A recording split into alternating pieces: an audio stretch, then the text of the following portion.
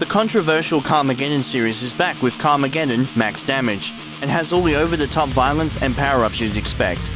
Unfortunately, it also seems to be stuck in the past, and feels like a game that should have come out years ago. There's 3 game modes on offer here: Career, Pre-Play, and Career mode has you rise through the ranks to unlock various gear and upgrades. Pre-Play is, well, do whatever you want. While in multiplayer, you can race up to 5 other people or team up and destroy targeted vehicles, assuming you can even join a game. For a full-price game, it honestly feels really bare bones, as free-play and multiplayer are just like career mode. You do have different game types, which is nice, but it wasn't enough to hold my interest for very long. Not even the gratuitous tone could save it. It seems the devs were going for a tongue-in-cheek parody approach, similar to games like Saints Row or Just Cause, which I can appreciate, but it sadly just comes off as immature shock value.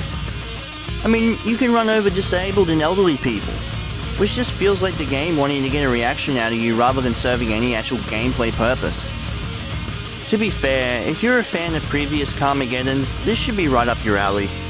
The main focus is still to go nuts and cause as much chaos as possible. This includes mowing down pedestrians in a shocking fashion, and smashing up opponent drivers using ridiculous power-ups.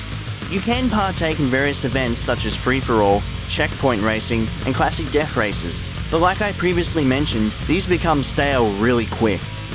There's even parts of the game where I'm just driving around for like 5 minutes trying to find the last 2 cars to destroy, which gets really boring. Look at the name of this track. This sums up how I felt while playing. It is kinda fun to destroy cars and use power-ups, but other than that, nothing else really appealed to me. The controls are really what kills this game for me. They are absolutely horrendous. When I started out, I was fighting the controls more than I was actually fighting my opponents. You can get used to them, but you need a lot of practice.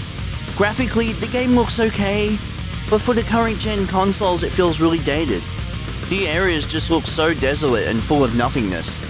While some textures can even look really low res, the frame rate is also really erratic.